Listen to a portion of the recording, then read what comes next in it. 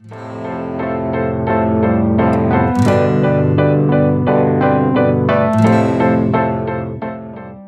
what's up YouTube? Pallab here, and Nokia is finally back to kick some ass.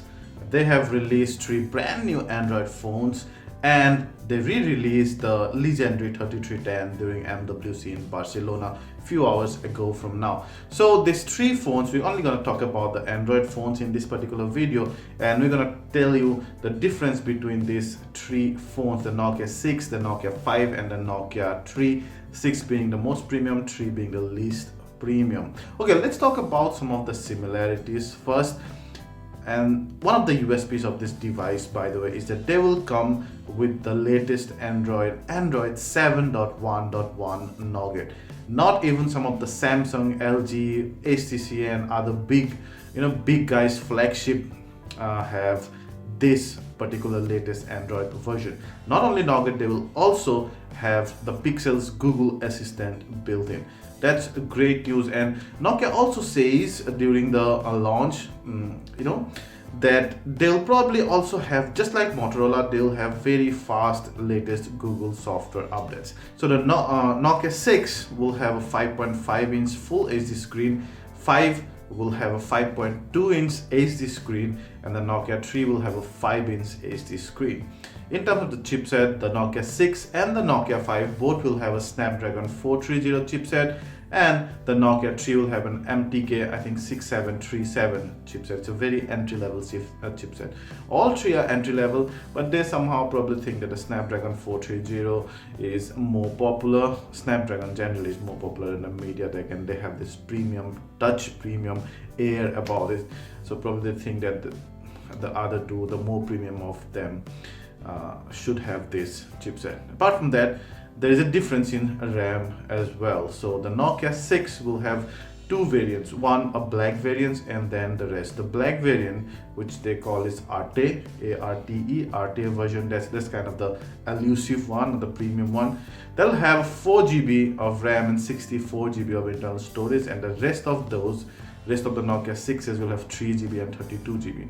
The Nokia 5 and the Nokia 3 will have 2 GB and 16 GB of internal storage.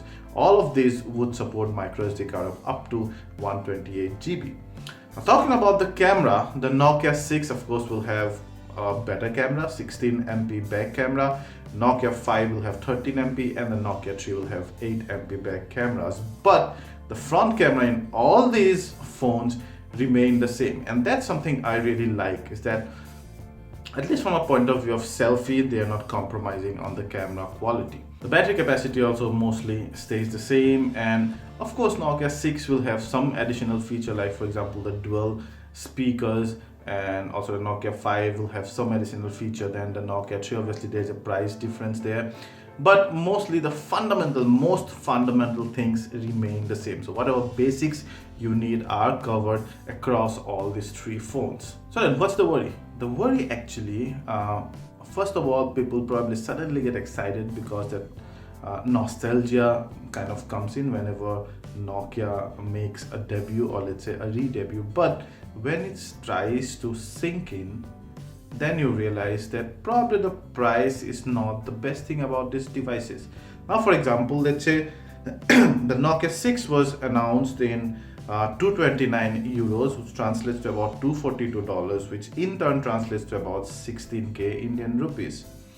The Nokia 5, 189 euro, $199 and 13k Indian rupees, and the Nokia 3, 139 euros, 147 and 9.8k if all these all the currencies or this valuation actually translates according to that, but that generally does not happen, mainly due to the import cost and taxes differ in different countries. But even if they stay the same, 9.8k, you're getting an MTK 6737 chipset, 2 GB 16 GB RAM.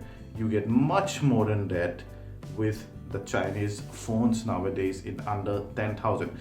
Again, even in case of the Nokia 5, at under 13,000. You get 4GB 64GB RAM, all metal body. Of course the Nokia 5 also has all metal body. You have dual camera setup with the Honor 6X, for example, at 13K. Yeah, you know, and a Nokia 6 is expensive even in terms of India. So 16K, again 16K, you'll get device with a much better spec sheet than the Nokia 6. So you generally get, mainly from the Chinese companies, better spec device at each of these three price points. Then why would you buy a Nokia? So Nokia is trying to mainly play in the nostalgia factor. They know that Nokia was the daddy or the big daddy of all the brands, and they see it, you know, raining on your mind mainly, so that you go and you play into that nostalgia and just buy this device and come. And they won't be bad, mind you, they would be really good. But then times changes, and at this time you have to actually weigh these devices according to what the competition is at this time and not around the value. So yeah, do that, think objectively, and as soon as these devices come to a lab, we'll give you a full review, samples, performance, everything that will help you decide precisely this. Till then, ciao.